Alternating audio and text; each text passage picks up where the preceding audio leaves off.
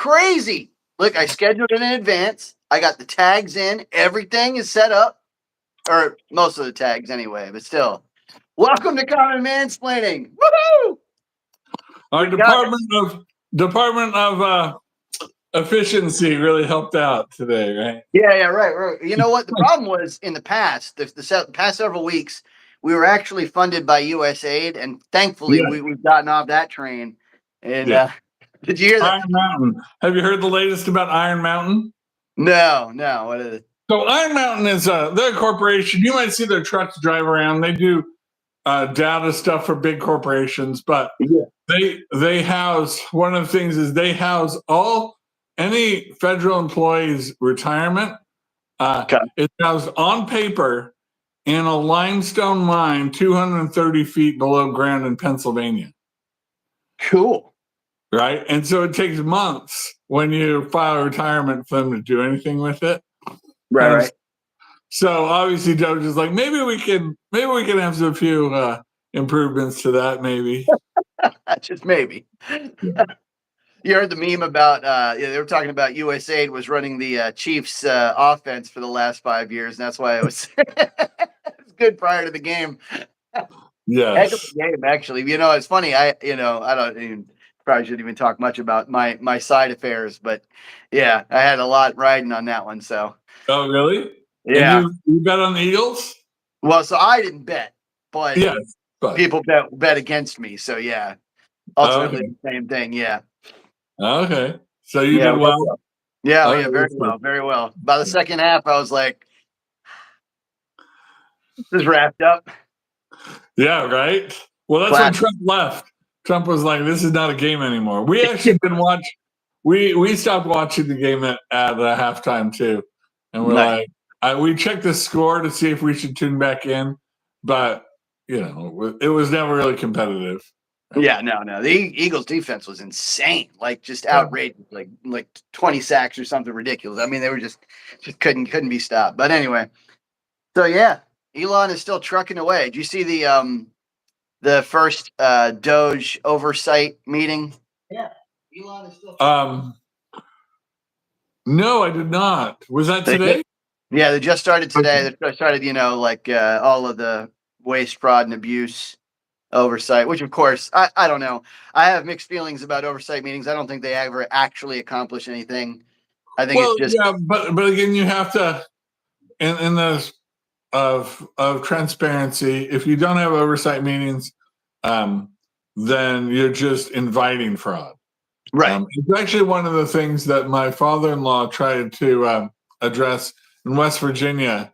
They have all these laws that a certain business has to be conducted like in boards officially, kind of on the record, and they can go into certain sort of closed door meetings, but they're restricted by where nothing's recorded, but they're restricted on what they can discuss there, and it's usually just supposed to be housekeeping kind of stuff, right, internal like kind of meta stuff about the meetings that you don't. But what they do is they go into this closed session and they do the good old boy network and decide, okay, well, this guy's going to become the new da da da da da da da, and it was at his university that they were doing this, and he was just a professor. They were choosing the new president of the university, and they were doing it all behind closed doors. It's like, whoa. Yeah, right. I mean, this person might be fine or whatever, but you can't decide the whole thing in closed session. And filed some lawsuits, for it. And they were like, this is really mild, but it's like there's a culture of sort of letting this stuff go, of not addressing minor kind of corruption kind of stuff. And yeah, maybe nothing nefarious happened in that particular meeting, but if it becomes just too expected that government can hold meetings without it being on the record or without any oversight, pretty soon, I mean, maybe the first few meetings, nothing will happen. But eventually it will. Oh, yeah. Well, as a matter of fact, I've been going down this rabbit hole researching exactly like how we got to where we are now and why it was so easy for this system to be gamed like it is. And I mean, from my research, it really started in like 1948 when we basically like solidified this whole clandestine service, like covert ops thing, right? Where CIA the CIA was essentially like during the World War, they were kind of like their preambles to the CIA. There were of course covert operations which were conducted, but after we saw how effective they were, we were like, man, we should just run this full time, and basically that became essentially policy, from 1948 on. And now something weird happened in 2011 with Obama, whereas like from 1948 to 2011. We essentially had this sort of like blanket policy of like, are you familiar with the Smith-Mundt Act a little? No. The Smith-Mundt Act was in 1947, 48. Anyway, it was in tandem with the rest of this. And basically the way it worked was we were always supposed to like utilize this kind of like soft propaganda power throughout all of the rest of the world. But well, I can see, because Russia was doing it in the Eastern Bloc. Right. Yeah, right. Everybody, it was an answer to a lot of different things, but but it was never supposed to come home, right? And there was like this big firewall to stop it, a legal wall that kept anybody from employing that kind of activity, that kind of propaganda here domestically. But in 2011, Obama passed the Smith-Mundt Modernization Act, which essentially repealed that firewall. And so now, like, part of the problem is a lot of these like psyops, a lot of these like covert operations that are conducted on American territory, on American citizens, are essentially being done because we no longer have that protection. And like Obama's just like, yeah, we can do it. We can conduct covert ops against our own people. No big deal, right? Hey, Riz, Dan, what's going on? Hey. Oh, there. Look. Oh, you can type now. Oh yeah, if I'm on my computer here, I can type. Well, look at you. All right, that's awesome. You can run the chat for us. Welcome aboard, everybody. So we're still discussing USA because that's still the big thing. DOGE is hammering away at all the government corruption. Basically, in the oversight committee, which of course goes the same way that all the oversight committees go, which is like one side, usually the side who initiates the committee, is like, we really got to clamp down on all this stuff. We got to fix something, whatever that something is, and gives those guys a few moments to grandstand and yell at whoever's at fault. And then the other side's like, oh no, nothing to see here. It's all a figment of your imagination. There's no actual government corruption, no actual fraud, no actual waste. And I'm like, huh? He's wearing clothes. I swear, he's wearing clothes. I swear, and they're beautiful. They're gorgeous clothes. Yeah. Don't you love the? You're just not smart enough. You're just not higher class enough to see them. And what drives me nuts, this is one of the craziest things, and we talked about this a little bit last time, is like, there'll be this statement that comes out from Elon Musk or DOGE or something. They'll say something like, Politico is getting $8.1 million through kickbacks and basically money laundering schemes that'll feed back into Politico. And then like this fact check will come out and it'll be like, oh no, it's actually 7.9 million. Like that's, and of course, you look at it across the board, like you'll look at the, I don't know if you've ever like watched like gone to a Snopes fact check thing or something, but of course, like if you don't dig too deep, like the first thing you do is you open up the page and it's like false right across the top. But then you like go down and it's like, actually, it's not direct funding, it's indirect funding. And it's like the same thing. It's like, come on, you guys you're just playing games with us, right? And then meanwhile, I routinely go online and I'm like, I'm on Facebook and a lot of like debate forums and stuff like that. And they're like, oh, show me the government corruption. There's no government corruption. And I'll send them an article and they're like, oh, that's been proven to be false. It's been fact checked. I'm like, did you actually read the fact check? Did you read it? They're like, well, it says false right here. I'm like, scroll down. Come on. You can do it. That good boy. And like, it's like, the moment they scroll down, of course, it's like, yeah, okay. So it wasn't direct funding to Politico. It was indirect funding to Politico through subscriptions. Like, why are we even mincing words? Why is this even a game anymore? And what drives me nuts.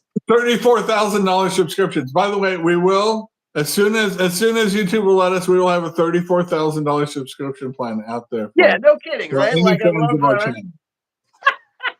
that'd be nice. Who here in the audience is willing to pay monthly? That's monthly. But I mean, what drives me nuts though is that literally like 45% of America is just like got the wool pulled over their eyes so much that they're just like, okay, it must be false if Snopes says it's false, which Yeah. they're as left wing as you can get anyway, right? Man, what I think what people are seeing is the left's right. May think that us protest too much. Their reaction to this is emotional and it's big and it's angry. And oh well, yeah, he's about to have a coughing fit. right. But what we really need and what America is like, look, we see your anger. We see that you're threatened, but what we need to do is calm down. Right. And hopefully in these oversight meetings and analyze this with our neocortex, not with our emotional brains, and see, right? And so they're using emotional terms like this is a constitutional crisis, right? Well, it's read-only access. DOGE is all they're doing is advising the Treasury Department and the president. The president's then using his constitutional power to govern and administer the executive branch. So right now, but these are emotional terms that people see. Like we're in the most of the arguments against it are not analytical arguments because the base analytics is this is what responsible governance should be. They should, a reasonable accounting system that says, all right, why is this payment being made? Who is this payment being made to? Is the person receiving this payment not on our restricted list? Because there's a very long restricted list. Yeah, are they eligible? Those checks were being done. Right. Nothing. We were right. Elon says it was like we were just sending blank checks out the door. Oh yeah, all day long. Nobody's checking anything. You know what? In the one of the stats that they brought up in the oversight committee is that in the private world, that fraud is essentially held to about a 3% standard. I mean, even less if you're managing it well, right? Like, and this is something that I would routinely talk about when I was a manager for like convenience stores or for pawn shops. If I threw an audit that was worse than 1%, I was in trouble. Like I had to seriously fight for my job. There had to be like extenuating circumstances. There either needed to be like I was just like moved into the store, and so of course some of it the audit wasn't on me, or like somebody was caught stealing, but like I caught him, I found it, and but the theft had already taken place, but I was on top of it. Like I had to seriously fight for my job if a 1% audit was out of whack. Like, yeah. But now it's we'll be short. Yeah, the guy that writes checks for our company, if he just sends out a blank check and doesn't document why that check went out or who, right? Like. Fine. He's going to be working in another company. Yeah, he's going to move into Walmart or the unemployment line. Absolutely. And so, yeah, so in the private market, 3% is like the most that you can accept between shrinkage, like audit loss, cash loss, like, turnover, training to all that jump, right? Like all these like controllables. And then in the public sector, it's like 25%. Because they just don't care.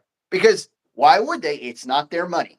They're not accountable. Yeah. They're not trying to turn a profit at the end of the day. They're not going to. The government's not going to end. But essentially, they should be held accountable, and that's what we're doing now. What's interesting, right? From back in 1948, and I think even Franklin Delano Roosevelt, right, who'd had this big expansion of government, was a very big union guy. Said that having unions and federal employees was a bad idea. Yeah, by the way, FDR had a Department of Government Efficiency. Obama had like all these guys had. Wow, you're having a ball over there, huh? No, I'm fine. All these guys had departments of government efficiency, and all of a sudden it's like, oh, now it's a problem, right? Now that Elon Musk is running things, now that they're catching people. Here's another one that drives me nuts. So. The constant thing that kept on being brought up by the Democrats in the oversight committee today is, oh no, but Trump fired the inspectors general. They're our first line of defense against this waste, fraud, and abuse. And I'm like, then why didn't they do anything? Why They are were they? told to approve everything. They were told to approve every request that came through. It's like they That didn't care. wasn't inspecting. Why wouldn't they get fired? Like I mean, if I were the person in charge of routinely like investigating this kind of stuff, and then someone comes in and it's like, well, you missed this, you missed this, you missed this. There's no way I keep my job. No way on earth am I keeping my job. Why on earth would anybody assume that they would? I have no idea. It drives me nuts. This whole thing is like so frustrating. And you know what? And it's, of course, you're right. It's all an emotional appeal. Like this one guy brought in this poster and he's like, oh, and then the Republicans are going to go after Social Security and then they're going to go after Medicare. I'm like, well, God, I hope so. Because if the same fraud that's going on here is going on in those departments, then it's like 20 times as much. And if you're legitimate, you need not fear. Right. If you've got a legitimate, if you have a legitimate grant, you're operating and providing legitimate services, you're a legitimate Social Security why are you worried? There's no reason to be worried. The people that it's going to catch are the people that are like, so one of the guys there was talking about measures that we could do to improve it, but he was like, the reason that these are so fragile is to fraud is because they have basically no verification process to make sure that you are exactly who you say you are. And so all these people from across seas, they're not even American citizens, they're like syndicates and cartels from across seas are like, we'll just fill out a bunch of applications with our AI and, maybe 10% of them will get approved. That's all we need, and the others, if they get stopped, whatever. But then it's like, these people are like collecting on, oh my God, the PPP, payment protection plan from COVID or whatever. That was just like a buffet for fraud, a buffet for all that they had to do was just like sign out an app. And it was just like blanket, just send money, just whatever, send money over and over and over again, just like across seas to non-American. Like they could prove that these payments were going to non-American citizens. And it was just like, no big deal. No big deal. This is my money. This is my money. Yeah. And just stopping it is the least we should do. Yeah. Right? Clawing it back. I mean, I can see if people start freaking out because we're now sending people to get our money back, which we have every right to do if it was taken fraudulently. Like I can see emotional things there. Right now, we're just turning off the spigot. So everybody calm down, right? And let's see where this goes. Because where it's going now is, it's exposing, this whole network, right? I've even seen ads for it. Hey, we can help you write proposals to get grants from the federal government. Where it's like how to learn how to write. Because, anything it's this, once you can penetrate and understand the bureaucracy, fill out all the paperwork correctly, then you get everything, right? They'll just give you this money. As long as the paperwork's correct, they have no grounds to turn you down unless you fill out your paperwork incorrectly. So these people would just help you make sure your paperwork was incorrectly. And if you threw in a few little liberal buzzwords like DEI, diversity, or gender affirming, or trans, LGBTQ encouragement, boom, they would not even scrutinize those applications, at all, right? As long as you included just a few nice little leftist buzzwords. Yep, and that's all. So obviously those are being watched the closest now. Thankfully, right? Because our administration is, and justifiably should be, very skeptical of why we would want to be, promoting LGBTQ families through, puppet shows in Guatemala or something. Yeah, how does that possibly help? And you know what? This is okay. Here's another pet peeve of mine. If I got to listen to one more left-wing twit that goes online and talks about soft power like they're all of a sudden a geopolitician, like, first of all, none of them know what the daggone word means. Second of all, this is not soft power. Making sure that there's a trans opera in Bolivia has nothing to do with exerting American influence or making sure that democracy is enforced around the world. It has nothing to do with that. This is This is nothing to do with anything except for postmodernism expanding its claws into every little inch of America, every little inch of every part of the world. That's all that is. And Yeah. not only that, I'm so frustrated. I'm so frustrated. Well, I think the good news is, right, the first thing is hey, if you're a legitimate need of U.S. aid that aligns with our interests, Marco Rubio is going to sign off on that. You got no reason to fear, right? Yeah, And right. the foreign aid, we're not closing off foreign aid. He said we're doing a pause to check it out, and then everything we're hearing about all the bad stuff, but anything that's legit, Marco Rubio is going to approve that, right? Absolutely. Nobody needs to worry if they're. But yeah, I think to look at our comments, Mr. Heist says environmentally conscious. Yeah, anything that's sort of like environmental or green or climate change. To fight climate change, I need $500 million to fight climate change in Micronesia, so I can take trips to these Polynesian islands and sip pina coladas on the beach. Please, right? And heck, that might even be more than these people were doing. But those were easy buzzwords to game the system.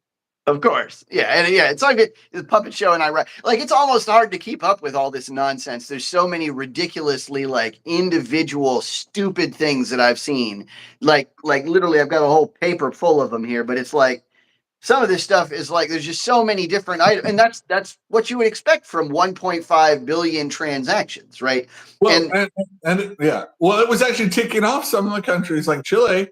Like it was seen like they had to do some of this like LGBTQ stuff to kindergartners, first graders, and they figured if they didn't do that, they'd lose all their status. They were because that's the USA aid came with these strings attached, and if they didn't do that, they'd lose any aid or any connection to the U.S.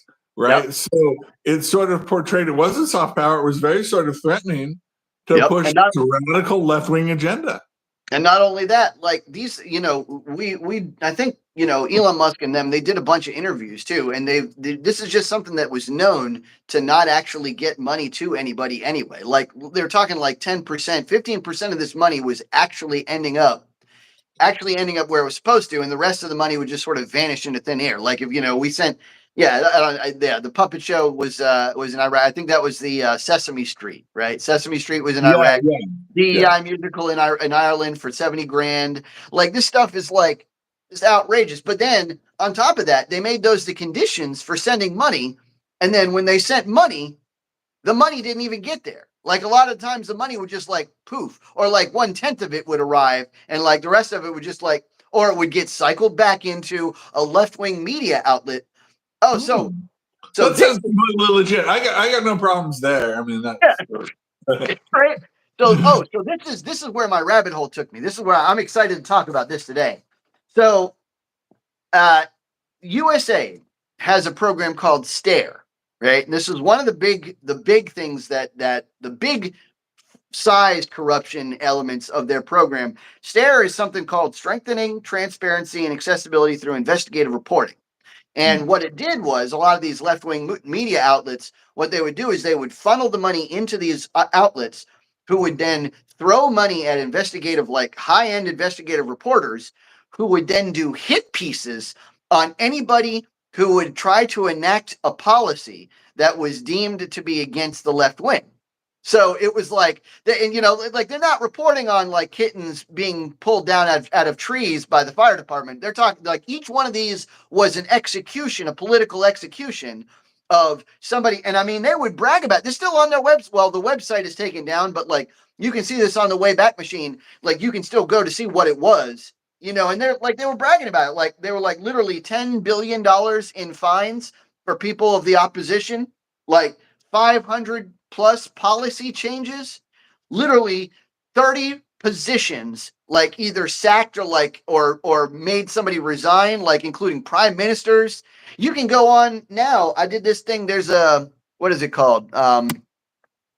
Person of the, it's the OCCRP, the Organized Crime and Corruption Reporting Project. which is another offshoot, right? One of the things that was funded by USAID, and they're basically like, you can go on now and see like a person of the year, basically, and that's like the person they want to execute politically each year. And some of these guys are very agreeably bad cookies, right? But some of them are like, there's nothing particularly wrong with them except for they're not left wing. Some of them they fabricated a lot of this stuff. Like a good example was Assad, from Syria, who's not a good guy, but like a lot of that stuff that they made up about him, like they definitely accentuated a lot of the bad things about him. Yeah, it's like framing a guilty man. It's like OJ. Yeah.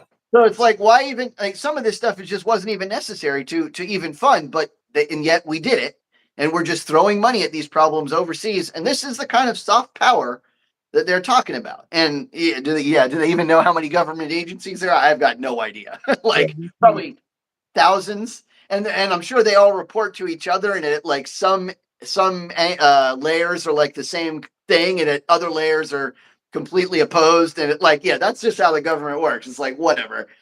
Now, one other thing you might have missed. So I'm a member of the Church of Jesus Christ of Latter-day Saints. Right. So there are a lot of out there organizations. They're for-profit organizations that attack the church. They'll go around to different, normally Protestant groups, and do like seminars and things about why the Church of Jesus Christ of Latter-day Saints is non-Christian, things like this. And they get paid. They get paid to do this. But they felt like that wasn't enough. That USAID was paying at least 10 different anti-Mormon groups and paying them to do attack hit pieces on the church, right? That's insane. Right. So it's like, all right, now that money's cut off, right? They're cutting off that money. Like there's no reason why the government should be paying somebody to push a propaganda against a particular church. Right. Do those people have the integrity enough to keep writing this stuff, or is this all just like their job? Right. It's sort of like, when you cut off spam, like email, right? Are these guys going to start going door to door to hawk their whatever, generic Viagra or whatever? Like, do they have enough integrity? Is this that big a deal to them? Do they care enough, or was this just a scam?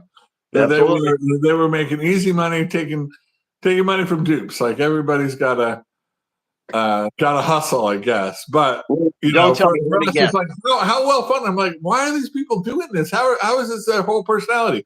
They're making millions. They're getting paid millions of dollars to do this, right? And it's like, of course. Let me get. Wait, don't tell me. Let me guess. They're not still doing it anymore. Well, we'll see. I mean, it's still too early. Right. That's fair. The big organizations, like, they're going to be like, hey, can you still, write some negative stuff about the church? And they'll be like, pay me? No. Yeah, I'm busy. I got to do my hair. I forgot, Yeah.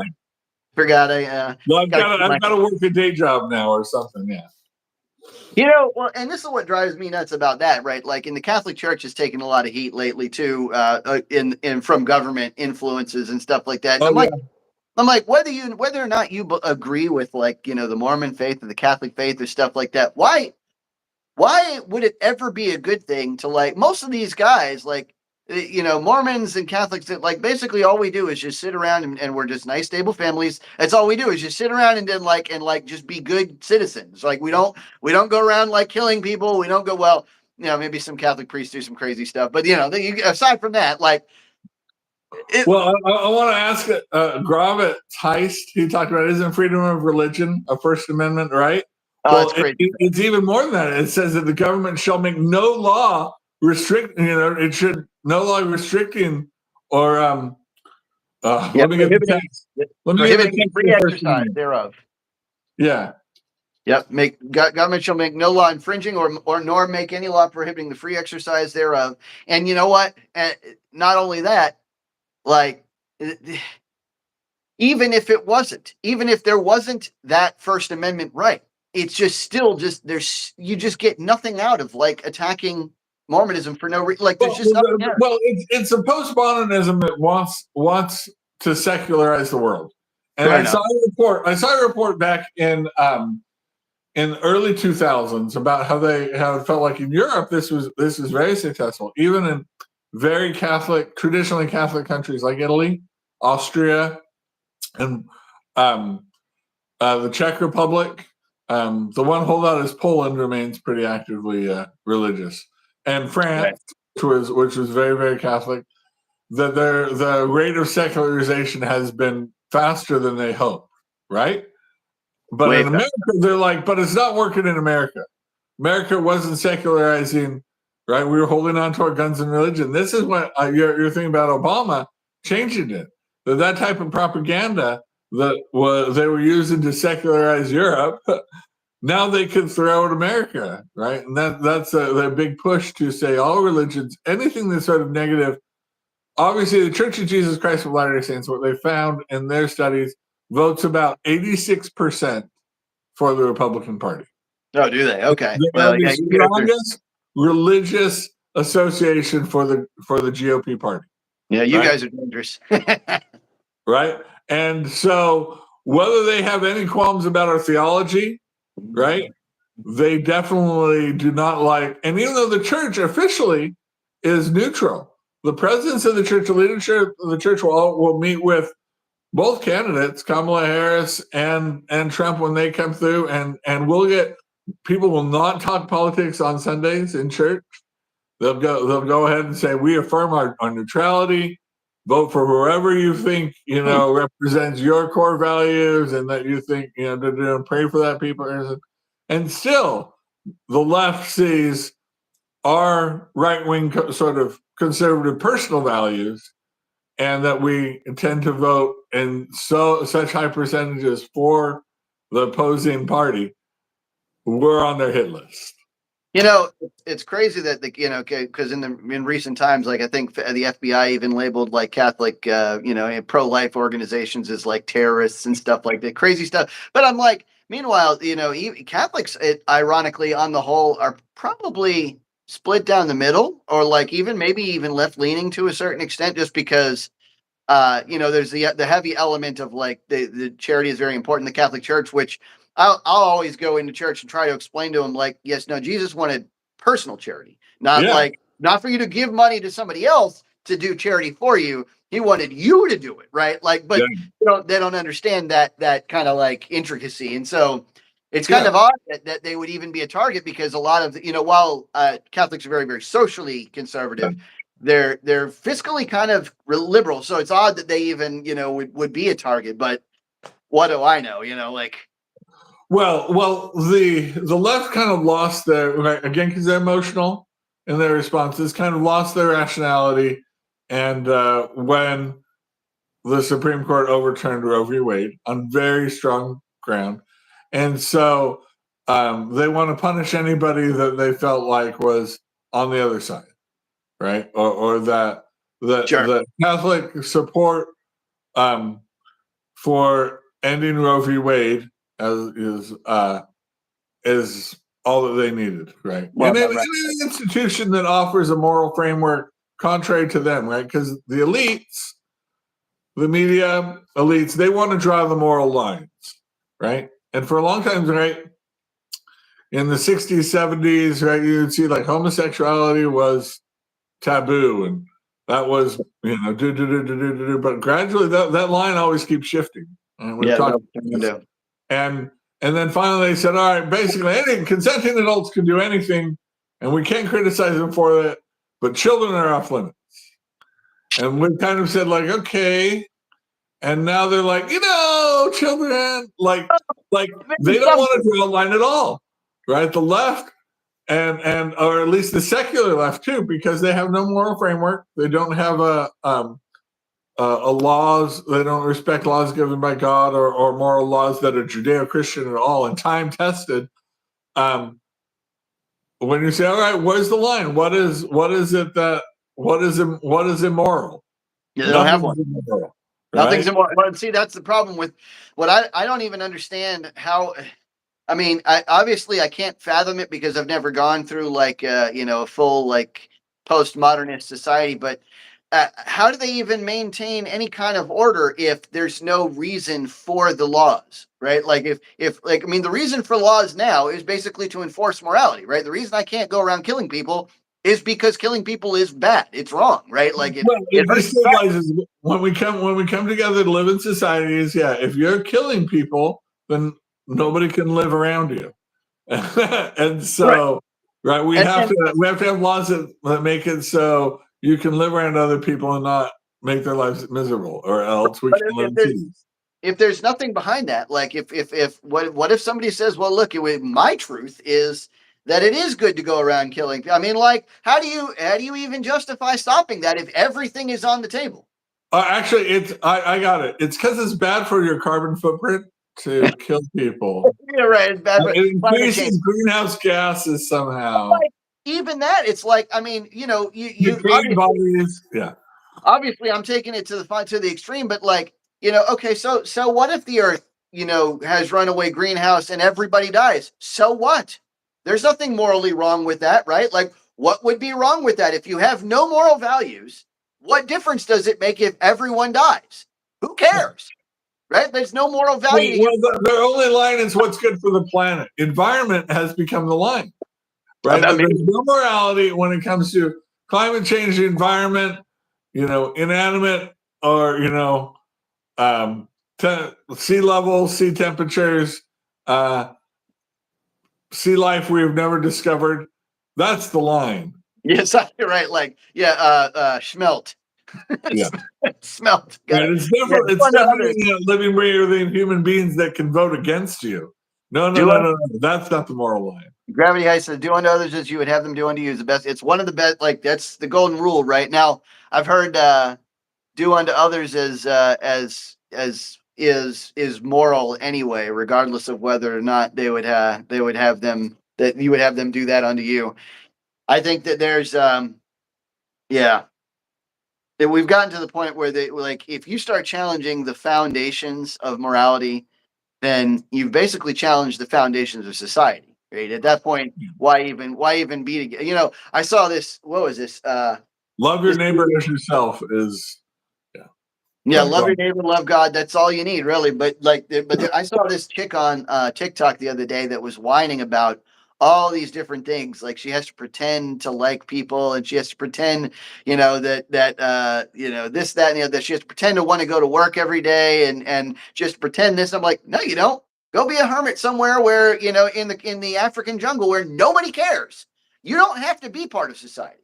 Right? Nobody's making you. No one's holding a gun to your head. And she's like talking about all this junk she has to pretend. You only have to pretend that if you want all of the benefits of society. If you want to be in society, then you have to pretend. Otherwise, nobody cares. Nobody's forcing that on you. You are welcome to go live in the Amazon somewhere where, like, 400 miles from every other living human being.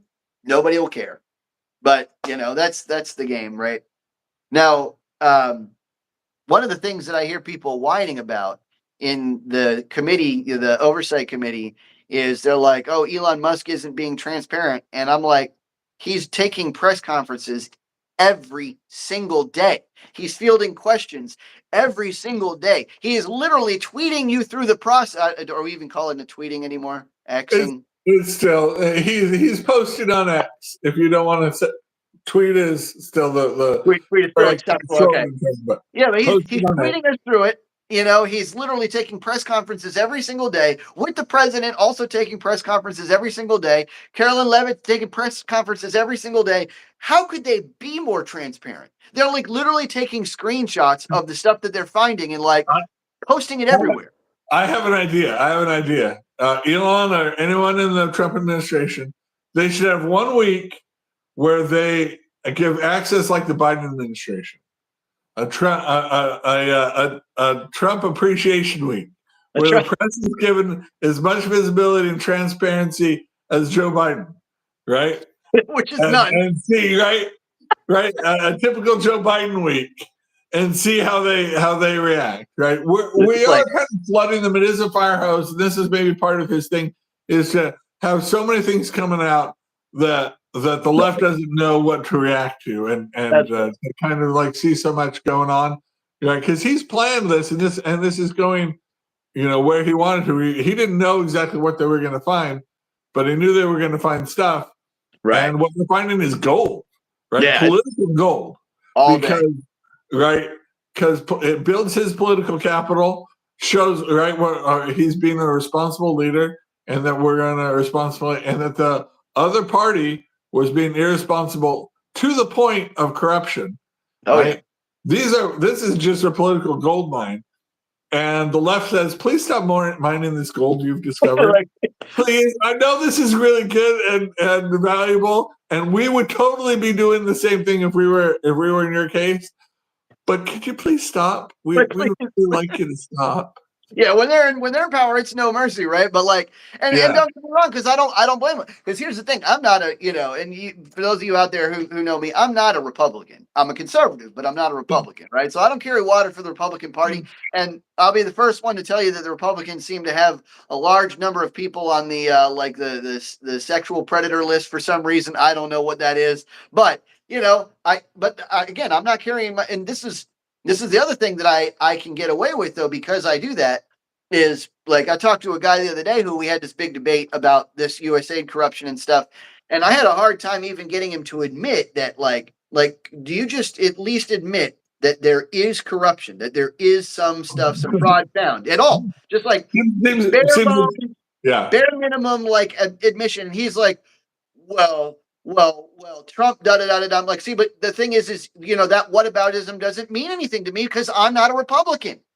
Yeah. All I want to know is there corruption or not? And if there is, shouldn't we get rid of it? Why is this so daggone complicated? And I'll be the first one to tell you that when the other side's doing it, when Republicans are doing it, that we should still get rid of it. I don't care where. If Trump does anything corrupt, they're going to report on him. There's no way he's going to be able to do anything corrupt with that silently. He goes even does something quietly, tries to go into. They're going to be screaming about the implications, stuff like that. So Trump is being held to a really high standard, which is fine. I support that. That's the press doing their job. Darn right. But we need to hold government to a high standard, which is what he's done, because it's obvious the press did not hold Biden. They let Biden get away with, he's not doing a press conference today. Okay. Yeah. Oh, he's not doing a press conference this week. Okay. Yeah, Biden didn't do a press conference for 6 months. Oh. They had to scream at him from across a field while he was getting on a helicopter or something, or a plane, and they're like, Mr. Biden, what do you have to say about da da da da? And he would do this thing where he'd look and he'd be like, and then get on the plane. That was it. That was his press conference. He would look at him for a second and think about saying something and then not, and then get on the. I'm like, what? What? And now they're whining about someone who's holding a press conference every day. Yeah. Every day. And they're they're done asking questions. And they're screenshotting what they found. What do they want? Do they want people to take pictures of people's social security numbers? I'm not sure exactly what they're looking for. Yeah. Well, here's the big thing. People are upset that he has access to financial information, right? That's what the Secretary of Treasury. That's what the Treasury Department's supposed to do. Everybody at your bank has access to your. You trust lots of people, right? Elon Musk was in charge of PayPal. He had access to hundreds of millions of people's financial information. He didn't have. Now, there's plenty on the books. Here's the thing. There's plenty on the books that if Elon uses any of the information, your personal information, corruptly or illegally, he can be prosecuted for it, and he should, right? But read-only access, looking for something, just because you seem it's unseemly. I don't like this guy, or the gold he's mining is benefiting a party I am not a member of, is not reason for you to block his access just because it's unseemly. If he does something incorrectly, if he starts using that data incorrectly, or Big Balls or any of the other guys, go after him. But that standard has not been met. Right now, it's I'm uncomfortable with him having access to my data. Sorry, he's passed a background check. He's a government employee. You gotta allow that people who pass background checks at your bank, right? At all different levels, the person that files your taxes are going to have access to your financial system. That's part of modern life. If they use it improperly, then go after it. Right.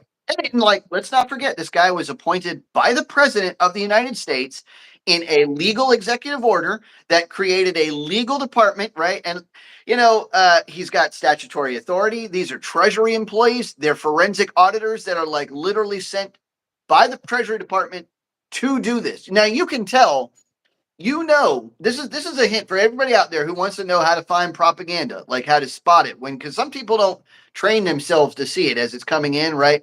But that you're dealing with propaganda when all of a sudden people start saying the same words everywhere you go, like words like soft power or like, constitutional crisis or stuff like that. The moment you start seeing the same words every single place you turn to, that's how you know that the media propaganda engine is working its magic, right? That's how you know that this is just a game. And when you start hearing people like whine about like, oh, they're too young. Some of them are teenagers. Where? Cry me a damn river. Like, good Lord. Nothing. I mean, exactly. I would much rather have a young guy who's on top of their game, who literally got. I mean, how many of these guys are geniuses? Literally, they're like wizards. They're literally like all 150 IQ financial dudes. Yeah, but they're just giving information to the Secretary of the Treasury. They're not changing anything. It's Trump and the Treasury that are saying, "Oh yeah, this is actionable findings," right? and that's these are gray-haired men with lots of experience, lots of wisdom, and who have been put in their position through election, through legitimate means, through Senate confirmation. They're the ones who are taking that advice, right? Now, again, they have a idea of what makes good government, and it's not going to agree with the Democrats. Sure. But the majority of Americans, I think, are on board with this, right? This is 80%. This is an 80% issue. And so there's no reason that their complaints should in any way stop this. But the issue, right, is the judges. Yeah. They did have a win today. Did you see that? They had one of the judges was they ruled that Trump can in fact freeze federal funding because he's the president. Lo and behold, it's like almost like a revelation to some people. But believe it or not, the president has executive authority. Well, and it's not like anybody should be surprised about this because he campaigned this whole time saying, if I get in, I'm going to right the financial ship, right? If I get in, I'm going to go through this thing with a fine-tooth comb. Elon Musk is going to be my guy. And then Trump gets in and Elon Musk is the guy. And they're like, what? Like, how is this a surprise? Now, I do have a question for you, though. Sure. Let me play devil's advocate for a few minutes. Sure. Because the opposition, the real opposition, isn't this Democrat nonsense. The real opposition position to this situation is that suppose the establishment is right and that we really, Tulsi did get in. Tulsi got in, RFK got in. They're on a roll. They're not gonna miss anybody else. No one else is gonna fail. The only person who was even close was Pete Hegseth. But yeah, right. So suppose that this clandestine service who's made this decision that the world isn't ready to see behind the curtain, right? That the American people can't really, they know what's going on, but they don't really know what's going on, and they really can't be trusted with that kind of decision. The decision on where we employ soft power, where we don't. Here's the question for you. The question is, how much of this stuff that says, like, it's for a trans opera, how much of this stuff that says it's $6,000 for a hammer is actually for the hammer? Or is it for something else that we don't even know about, even now that it's been brought to light? It's still something else hidden, right? How much of this is like some kind of like black ops program that we were never party to and still aren't party to, and it's just been written up into the budgets of the rest of this nonsense? The question is like, how do we know if, let's say somebody did fund a black ops program through USAID? We would never know, right? Because they're not going to write, this is for a black ops program, right? They're not going to write it in. do we need those programs? Does the American people have the right to access the most secret of aspects of like the Black Ops programs, the military secrets, the things like that? Where does our citizens like read-only access stop? Sure. Well, they have to declare that it's a national security issue, right? If we're investigating something and they say, oh, okay, so you cannot pull these things because of national security issue, right? Then the people with top secret clearance should still audit. People with the clearance up there should still audit it, but we don't get to see it as common men, right? They've done none of that. Nobody's come out and said that yet, but it could be maybe Tulsi Gabbard says, okay, this $6 million was labeled, as something frivolous, is going to some media organization in Albania, when really it was, right, there was somebody that we needed to whistleblower, stop corruption there, and then we needed to resettle their whole family somewhere so that they weren't killed or something, and we stuck it under here. That's still not good accounting, still not a good acceptable way to run the government. But if there's a particular finding that comes out and we start scrutinizing it, it's the government's job to say, whoa, redacted. Only people with top secret clearance or whatever clearance can understand this. I'm fine with that, as long as the people, there are plenty of people with that clearance, actually still audit it and ask, why was it done this way? We probably don't want to do it this way anymore. This undermines faith in USAID. It's not aligning with state. Let's change things around. So first off, they have to declare it. If they want to say it's a national security thing, they can't just say blanket, hey, this is a national security issue. Okay, tell us which ones. Right. Tell us which ones. I'm a reasonable guy. Right. Tell us which ones. They've never shut up. Right. Just saying the hypothetical. Well, maybe some of these are. Which ones? And then I won't make fun of those anymore. If you tell me, all right, redacted about this, so we can't really tell you the whole explanation. Okay. But I want the people with top secret clearance to go and know the whole story, and still that you have to fess up to that in your meetings, right? But which, by the way, Elon Musk does have top secret clearance for anybody who's curious. So they can justify Damon. He can tweet about it, which is fine. So this is not something that can be tweeted about because of national security concerns. But none of that's been said officially right now. Right? If somebody comes out and says that, then we'll reevaluate that on a case-by-case basis. And that's why I think every single grant should be audited. And if there's more to the cookie than meets the eye, right, I'm willing to accept it. I think there can be some legitimate, and there obviously is. That's the thing with laundering, is there's some legitimate activity spread in to justify all the other corrupt activity. So you got to separate the sheep from the goats, take it out of USAID's ability to. They thought they could just administer that with no oversight and put it under the State Department. And hopefully the State Department will have the clearance and be able to coordinate that. Anything clandestine or in our national interest will be approved by them. We don't want USAID running their own ops that are contrary to state That's a good point. goals anyway.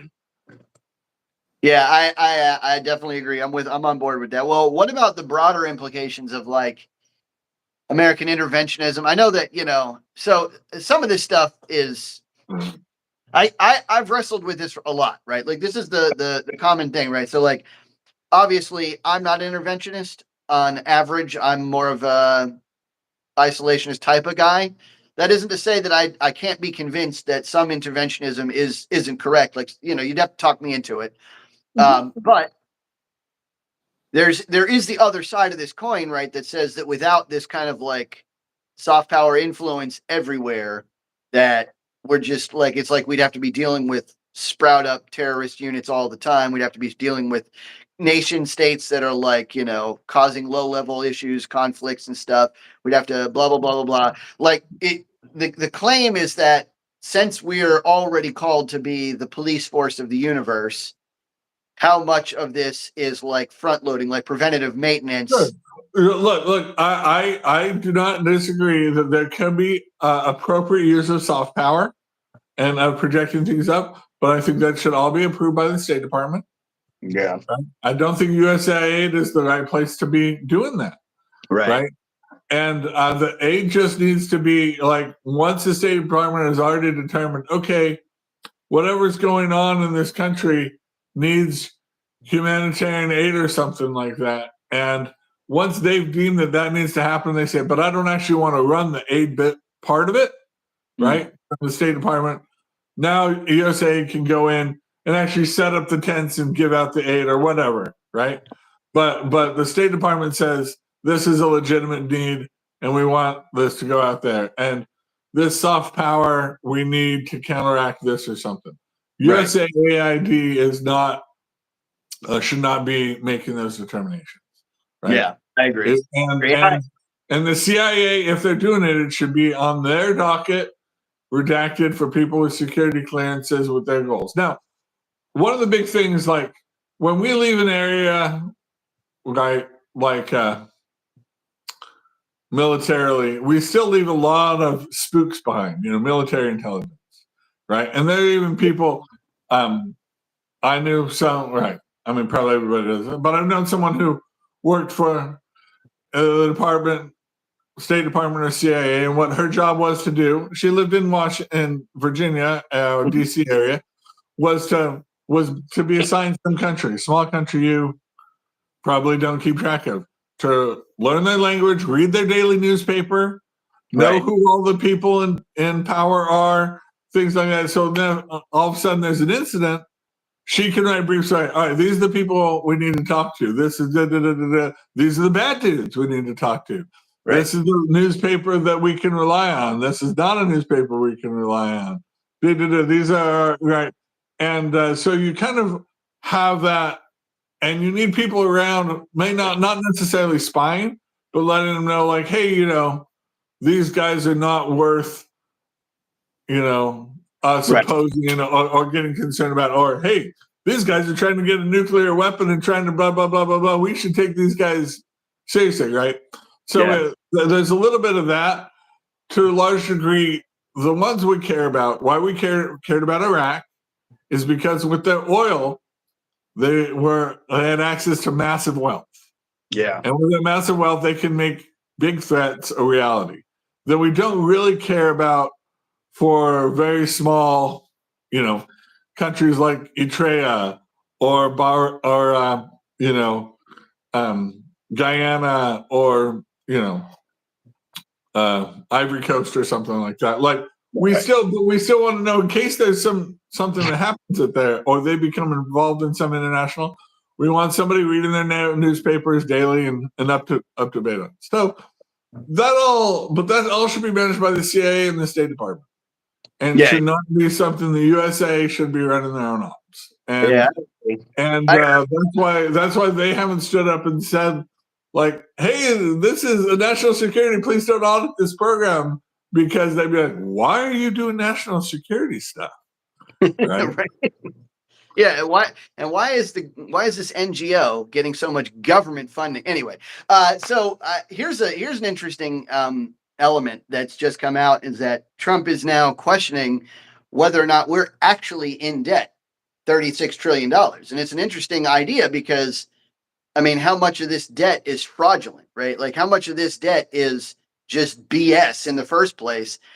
Probably not all of it. Probably, $1 trillion or $2 trillion probably is. Like, if I just had to guess, right? Probably the debt news is that they sell the bonds and people buy the bonds. So that's how the debt. Now whether we've spent that money is I think is the issue, but people have bought the bonds. Yeah, but the question is, so then, right, the money should come to the government, right? That's when we sell the bond. But what if it didn't, right? What if the money gets get siphoned away? Or what if we're selling the bonds for like undervalue or over? You get what I'm saying. Like there's a lot of games that can be played there. I'm not saying that that's what's happening. I'm not making a claim, that's what's saying, but it is an interesting facet to look at. And I bet, I mean, if we put in private security measures, the kind of security measures that are basically in play at every private employment institution on earth, that if we just put those in play on like Medicare, Social Security, just like basic stuff, like you have to prove you are who you say you are, just bare bones. I bet we instantaneously save trillions of dollars over the next couple of years, just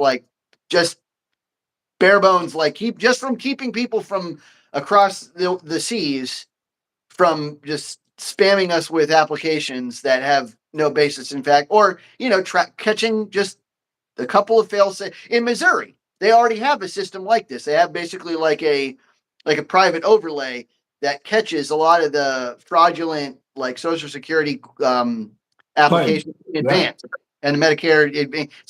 And it's working like butter over there. So like I don't know why we wouldn't do that. That seems like a no-brainer. This is a big thing. Yeah, multiple applications for the same Social Security card. Like I think there's going to be a lot of savings. People are terrified. Hands off our Social Security. Yeah, I mean, again, Elon Musk doesn't have any authority to reduce your Social Security payments or anything like that.